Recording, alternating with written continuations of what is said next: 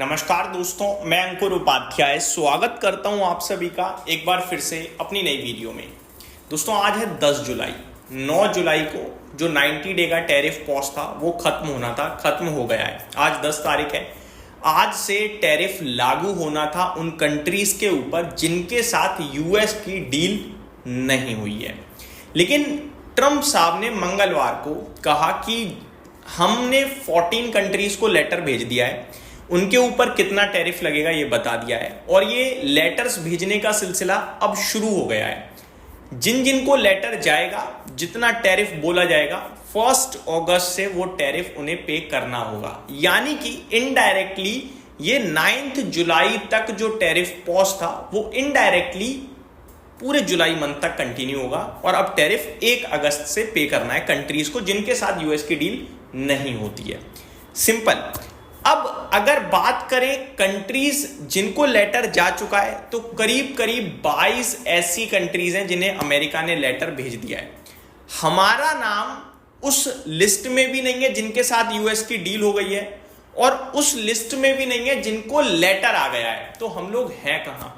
जिसमें बीते 2-4 दिनों से एक बात चल रही है, इनफैक्ट बीते 2-4 दिनों से नहीं तो मंडे से तो स्पेसिफिकली न्यूज चल रही है कि उनके ट्रेजरी सेक्रेटरी स्कॉट बेसेंट से लेकर पूरी भारतीय मीडिया और भारतीय गवर्नमेंट की तरफ से भी खबरें ये आई हैं कि मिनी ट्रेड डील अगले 48 घंटों में आ जाएगी। और ये चीज आज नहीं आई है, ये आई थी 7 तारीख को कि जो टैरिफ पॉज का आखिरी दिन है 9 जुलाई, उससे पहले एक मिनी ट्रेड डील आ जाएगी। ये खुद यूएस के ट्रेजरी सेक्रेटरी स्कॉट बेसेंट ने कहा था। नहीं आई लेकिन अभी तक, और अभी तक हमें लेटर की भी कोई खबर नहीं मिली है। आज खबर यह आ रही है कि भारत के नेगोशिएटर्स, जो भारत की एक टीम है जो इसके ऊपर बातचीत कर रही है अमेरिका के साथ लगातार, वो पहले विजिट करके आई थी यूएस में ट्रेड डील को लेकर, बट शायद नहीं बनी बातचीत। फिर भी बातचीत होती रही होगी लेकिन नहीं बनी। अब दोबारा वो नेगोशिएटर्स की टीम, वो डेलीगेशन दोबारा यूएस जा रहा है और शायद अगले हफ्ते जाएगा और आराम से 7 दिन के करीब वहां पे रुकेंगे और बात करेंगे दोबारा ट्रेड डील को लेकर।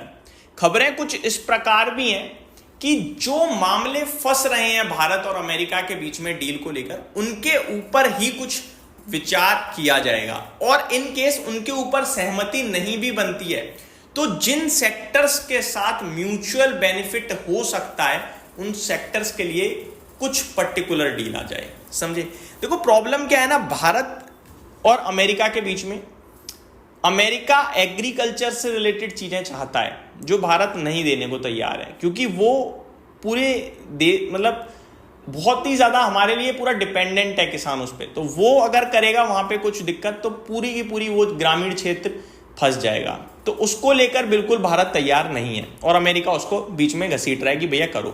तो ये दोनों के बीच में जो दिक्कत है वो सॉल्व नहीं हो रही है। वहीं दूसरी तरफ यूएस कह रहा है कि हम मेटल्स पे बिल्कुल भी छूट नहीं दे सकते हैं, मेटल को हम डील से बाहर करना चाहते हैं, मेटल पे तो हम टैरिफ मारेंगे। तो यहां इंडिया एक तरीके से एग्री कर भी जाएगा कि ठीक है आप कर लो, बट एग्रीकल्चर पे यूएस एग्री नहीं कर रहा है। ये मामला फंस रहा है जिसकी वजह से भारत को लेकर ट्रेड डील नहीं बन पा रही है। और बहुत सारे जो मार्केट के एक्सपर्ट्स हैं ना, उन्होंने तो ये भी कह दिया कि शायद ट्रेड डील भारत और यूएस की बनेगी ही नहीं, क्योंकि यूएस अपनी तोप ऊपर रखना चाहता है और वो चाहता है कि हमारे मतलब वन साइडेड डील नेगोशिएट होनी है, वन साइडेड बोला जा रहा है और मान लो तो ठीक है, वरना नहीं हो पाएगी डील। इस तरीके से हो रहा है और शायद भारत तैयार नहीं है उस तरीके से, स्पेशली एग्रीकल्चर डेयरी प्रोडक्ट्स को लेकर। अब मैं आगे बढ़ूं अगर आप सभी के साथ, नेगोशिएटर्स की टीम जा रही है और बातचीत करेगी। ये डील आ गई बहुत अच्छा है, नहीं आई तो क्या? तो मैंने जो नोटिस करा है, जिन 22 कंट्रीज को लेटर भेजा गया है टैरिफ का, उन 22 में से 21 कंट्रीज के लिए टैरिफ 2 अप्रैल के कंपैरिजन में कम है, ज्यादा नहीं है।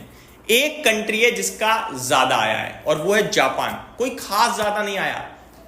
2 अप्रैल को जो टैरिफ लागू करा था उनके ऊपर वो था 25% का, सॉरी 24% का, और जो 1 अगस्त से उन्हें पे करना है टैरिफ वो है 25% का, यानी 1% टैरिफ बढ़ा दिया उनके ऊपर। बाकी 22 में से 21 कंट्रीज पे टैरिफ घटाया ही गया है। तो अगर मैं मेजॉरिटी साइड पे जो हो रहा है वो अपने ऊपर लेके चलूं, देश के ऊपर, तो भारत 2 अप्रैल को 26% का टैरिफ पे करेगा, ऐसा यूएस ने कहा था। हम राउंड फिगर अगर 26 भी रख लें तो भी हमें कोई दिक्कत नहीं है, क्योंकि हमारी कंट्रीज के जो सेक्टर्स टैरिफ से फायदा ले रहे हैं उसमें मेनली अभी तो टेक्सटाइल ही दिख रहा है, और टेक्सटाइल में बांग्लादेश के ऊपर 35% टैरिफ है। तो 35 माइनस 26 9% का अभी भी हमारे लिए रिलीफ ही है एक तरीके से। दूसरी बात, इनकेस ये डील हो गई तो टैरिफ हो जाएगा कम, 10% पे आ सकता है बेस पे, जिसके चलते पूरा टेक्सटाइल सेक्टर भागेगा, पूरा आईटी क्षेत्र भाग सकता है, पूरा फार्मा क्षेत्र भाग सकता है, और ऑटो कंपोनेंट स्टॉक भाग सकते हैं, क्योंकि इनका बड़ा बिजनेस है यूएस में। अगर डील नहीं आती है तो भी किसी के लिए दिक्कत का विषय नहीं है। अगर बन सकती है दिक्कत आने वाले समय में तो वो हो सकता है सेमीकंडक्टर कंपोनेंट कंपनियां हो सकता है ऑटो कंपोनेंट्स कंपनियां हो, और हो सकता है फार्मा, क्योंकि इनके लिए फिर कोई टैरिफ अलग से आ सकता है बड़े लेवल पे। तो ये ना सेक्टर स्पेसिफिक होने जा रहा है। एज अ कंट्री हमारे को नहीं लगता कोई बड़े लेवल पे दिक्कत होने वाली है। और कॉपर पे उन्होंने 50% का टैरिफ लगाई दिया, क्योंकि मेटल को तो वो टैरिफ के दायरे, वो डील के दायरे में ला ही नहीं रहे हैं। मेटल को तो वो क्लियर कट अपने आप को बढ़ावा दे रहे हैं। तो ये तो चीज़ हमें क्लियरली समझ में आ रही है। तो ये मेरी तरफ से अपडेट थी। अगले हफ्ते टीम वापस से जा रही है यूएस। ये कॉल पे भी बात हो सकती थी या फिर वीडियो कॉल पे भी वर्चुअली, बट इसको अवॉइड किया गया है क्योंकि टाइमिंग बहुत मिसमैच है भारत और अमेरिका के बीच की देखें तो।